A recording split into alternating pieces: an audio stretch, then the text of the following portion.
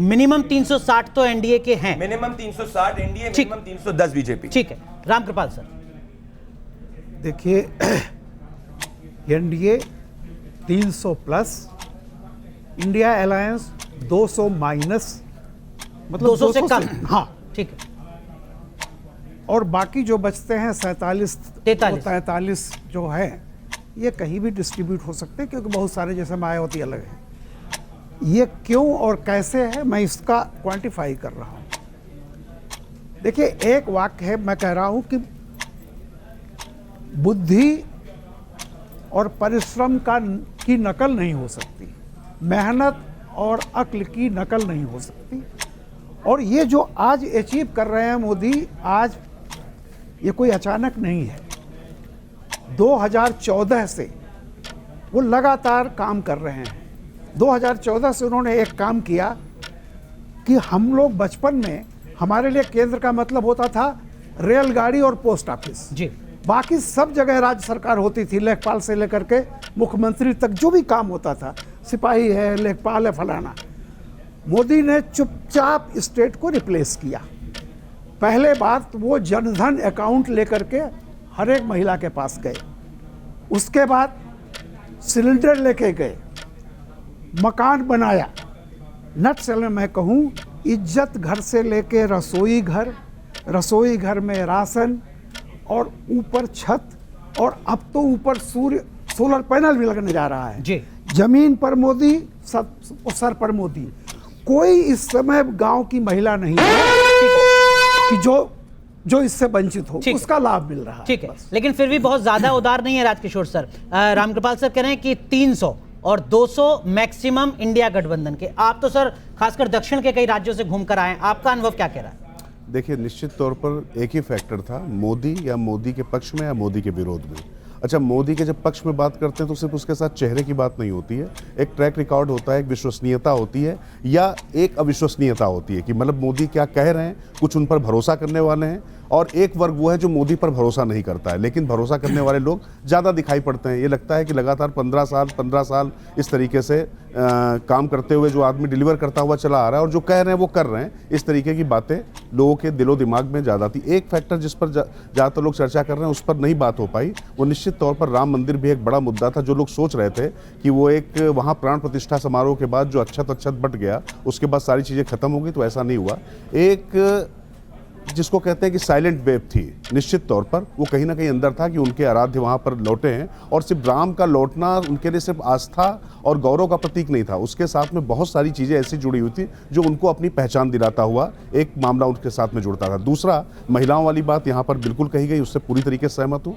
एक महिलाओं में अगर आप देखेंगे तो 31 करोड़ 20 लाख करीब जो है वोट पड़े हैं, आज ही चुनाव एक की वो थी। और महिलाओं के बीच में मैंने क्रॉस था, मतलब मैं रिलीजन भी कह सकता हूँ, मैं जहाँ गया कि कई बार धर्म से परे भी मैंने देखा कि मोदी में महिलाओं को लेकर, मतलब महिलाओं में मोदी को लेकर एक अलग तरीके की लोकप्रियता थी, और वो चाहती थी कि मोदी वहाँ पर आए। और मैंने जैसा कहा, उसके साथ में जो प्रबंधन, सबसे बड़ी चीज़ है कि किस तरीके से माइक्रो बल्कि नैनो मैनेजमेंट जिसको कहें, वो अमित शाह या उनकी टीम जो लगातार करती जा रही थी, जो सीटें खराब थी उन पर भी किया। ये चुनाव दरअसल पूरी तरीके से प्रबंधन का चुनाव था, और आंकड़ा 360 के करीब मैं देता हूं एनडीए को। 360, ठीक है। लेकिन प्रदीप भंडारी, क्या वजह आपको नजर आती है कि उत्तर भारत, जहां कहा जा रहा था कि एंटी इनकम्बेंसी हो सकती है, अपने पीक पर थे, अब तो यहां से कमी होंगी, स्थिति लगभग वैसी बनी नजर आ रही है जैसी 2019 में? देखिए, ये हमारे ट्रेडिशनल बायसेस होते हैं कि हमको लगता है कि कोई व्यक्ति अगर पीक पे है तो जरूरी है कि एंटी इनकम्बेंसी आएगी। देखिए, जनता जमीन के ऊपर जब उसको लाभ मिल रहा है और जब उसको लगता है कि सरकार उसके साथ सुख और दुख में खड़ी है, तो कोई उसमें निश्चित नहीं है कि जनता अपना मत बदले। फॉर एग्जाम्पल, उत्तर प्रदेश के अंदर पिछली बार सपा और बसपा साथ में आए थे, उसके बावजूद भारतीय जनता पार्टी का वोट शेयर जो है 41-42 से बढ़ के 49% हो गया था, सीटें 62 थी। आज की स्थिति के अंदर बहुजन समाजवादी पार्टी सपा के साथ नहीं, कांग्रेस पार्टी का कोई बेस वोट नहीं उत्तर प्रदेश के अंदर, और जो महिलाएं बीएसपी की शिफ्ट हो रही हैं, क्योंकि बीएसपी का वोट कम हो रहा है, उसका main beneficiary Bharatiya Janata party है। तो जहां लोकल फैक्टर्स बहुत प्रभावी, जैसे मान लीजिए हरियाणा के अंदर सोनीपत की सीट हो गई, सिरसा की सीट हो गई, रोहतक की सीट हो गई, ये बहुत bit hits and pocket phenomena है। दिल्ली के अंदर अगर मान लीजिए कि एंटी इनकम्बेंसी इतनी होती तो कांग्रेस और आम आदमी पार्टी अगर पूरा भी वोट एक दूसरे का ट्रांसफर कर दें तब भी भारतीय जनता पार्टी के वोट शेयर को क्रॉस नहीं कर सकते एक भी सीट पे, क्योंकि वो 50% से ज्यादा है और कोई क्रॉस वोट नहीं हो रहा बीजेपी से कांग्रेस की तरफ। तो ओवरऑल देश के अंदर कोई एंटी मोदीज्म नहीं, प्रो मोदीज्म है। और हवा अच्छी तारीख में बड़ी बात कहूंगा, ऐसा नहीं होता कि अगर आपको वेव देखनी तो जनता प्लैक कार्ड लेके मोदी के खड़ा हो जाएगी। अगर जनता को लगता है कि सरकार ने मेरे लिए कुछ किया है तो चुपचाप रहती है, पोलिंग बूथ पे अपना बटन दबा देती है। एनके सर, क्या आपको भी लगता है कि जिस एंटी इनकम्बेंसी की चर्चा होती है हर चुनाव में, खासकर 10 साल के टर्म के बाद, वो नरेंद्र मोदी ने प्रो इनकम्बेंसी में तब्दील कर दी है? नहीं, ऐसा कुछ नहीं हुआ है। असल में तर्कशास्त्र की एक प्रॉब्लम है, selective appropriation of logical premises. ये बहुत बुरी आदत है। होता यह है कि आपने बता दिया कि महिलाएं ने सारे के सारे वोट दिया, वो प्याज के दाम भूल गई, परवल आज 140 रुपए किलो है वो भूल गई, उनके बेटे की नौकरी नहीं लगी, शहर से छोड़ के आके घर में बैठा है वो भूल गई, और मोदी को वो वोट दे देंगी, रिलीजियोसिटी की वजह से दे देंगी। साल 2 साल 1-2 टर्म तो हो सकता है, ये लगातार नहीं होता। लिहाजा लेकिन फिर वोट मिले क्यों? हाँ। हम लोगों ने जब सर्वे किया था तो एक सवाल हम लोग का था जो अभी मनोज जी ने बताया कि आप प्रधानमंत्री किसको देखना चाहते हैं। 65% लोगों ने कहा, तो 65% वोट क्यों नहीं मिले? इसके पीछे सिर्फ ये कारण है कि प्रधानमंत्री को वोट तो पैसे बोला चाहता है, लेकिन जो बाकी जीवन की चीजें हैं उसको देख के, लोकल एमएलए के एमपी का कैंडिडेट देख के और ओवरऑल देख के वो कम वोट देता है। तो मोदी को 37.3% वोट मिलते हैं। तो इसलिए जब हम लॉजिक करें तो उसमें एक सम्यक व्यू रखें, इंटीग्रेटेड वेरिएबल्स लें, तब समझ में आएगा कि इतने के बावजूद इतना कुछ है तो मोदी को तो 90% मिलना चाहिए, 80% तो हिंदू ही दे देगा वोट।